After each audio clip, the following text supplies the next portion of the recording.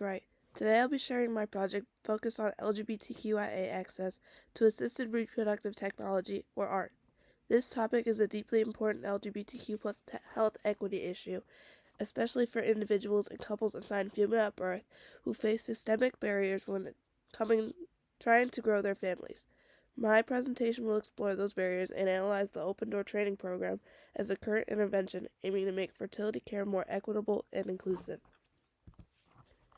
ART, or assistive reproductive technology, refers to medical procedures like IVF, IUI, egg and sperm donation, and surrogacy. These technologies are often the only path to biological parenthood for many LGBTQIA individuals, especially those in same sex or non binary relationships. Unlike heterosexual couples, queer individuals typically can't conceive without medical intervention.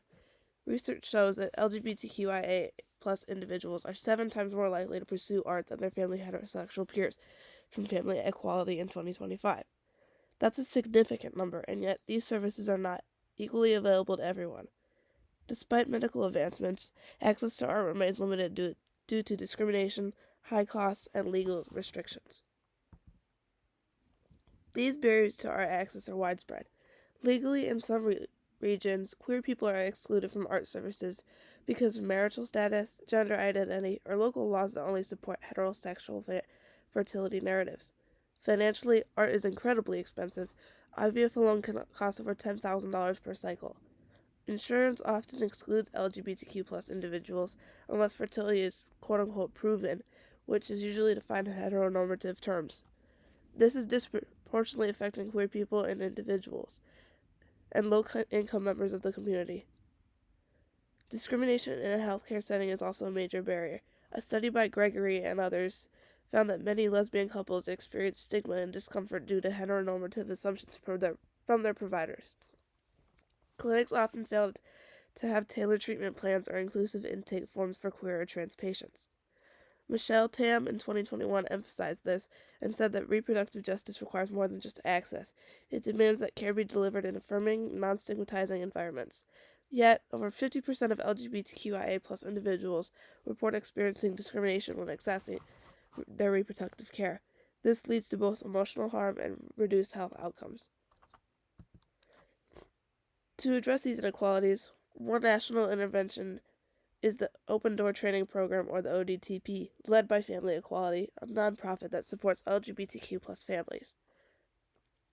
This program trains fertility clinics and healthcare providers on how to offer culturally competent, inclusive art services. It aims to transform fertility care environments into affirming spaces by directly confronting provider bias and improving clinical practices. It is specifically designed for medical staff, administrators, and fertility specialists. By educating those on the front lines of reproductive care, the Open Door Training Program tackles exclusion from the inside out and encourages providers to view art not just as a health equity issue and not just as a medical procedure. There are several goals of the Open Door Training Program. It wants to educate providers as it offers detailed training on inclusive language, affirming communication, and how to meet the unique needs of LGBTQAS plus patients. For example, revising intake forms so they don't assume heterosexuality or a binary gender. It also builds inclusive policies.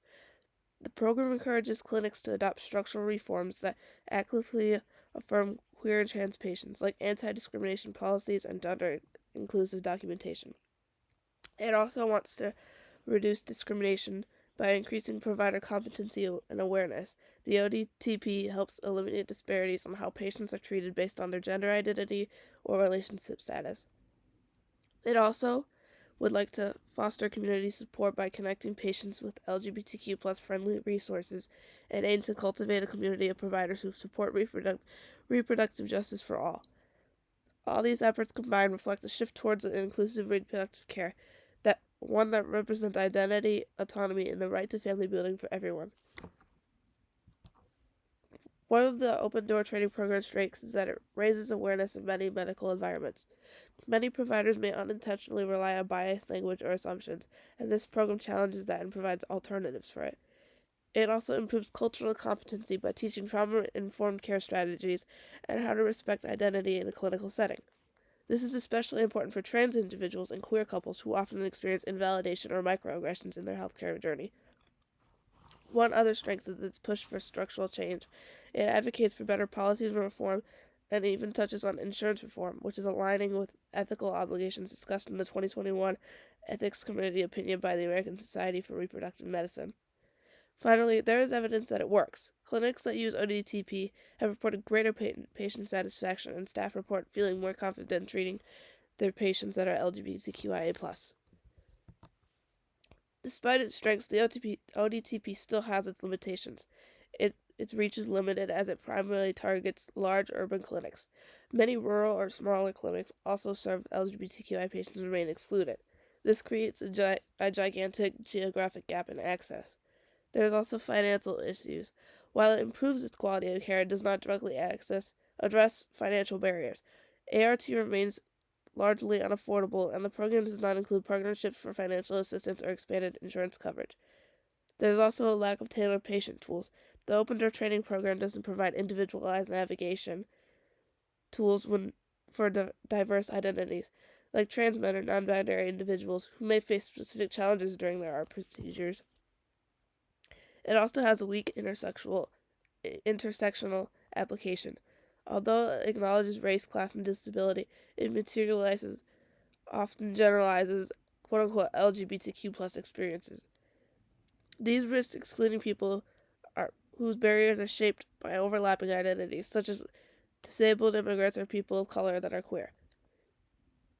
Tampa 2021 argues that reproductive policies are only inclusive when they reflect real-life complexities. This is a gap the Open Door training program needs to address moving forward. There are two frameworks that help deepen our understanding of these issues. First, the social ecological model, which shows that barriers exist on many levels. Individually, people may experience internalized stigma that prevents them from seeking art.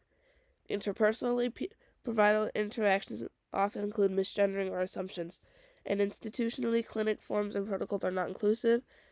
Policy-wise, laws and insurance requirements can actively exclude LGBTQ plus people, but at the community level, the ODP is still lacking. There are peer networks or community support systems built into the program, but there's little to none. Second, Diaghile's human development model explains how LGBTQ plus people develop their identities in stages: awareness, disclosure, and integration.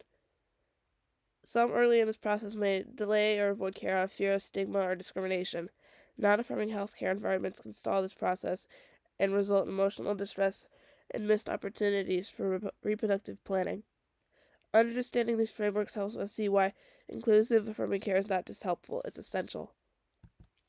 So, what comes next? We should expand the Open Door training program's reach, as it needs to include smaller rural clinics so that reproductive equity isn't just limited to urban areas.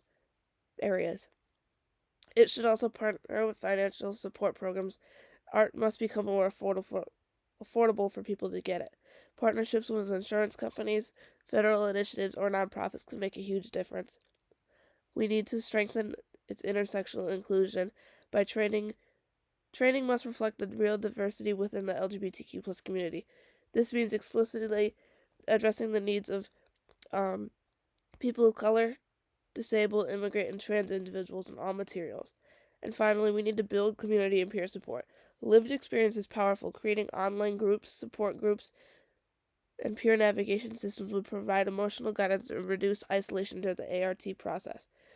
Only by addressing these areas can we move towards real reproductive justice for all queer people. These are my peer-reviewed articles and organizations that supported my research.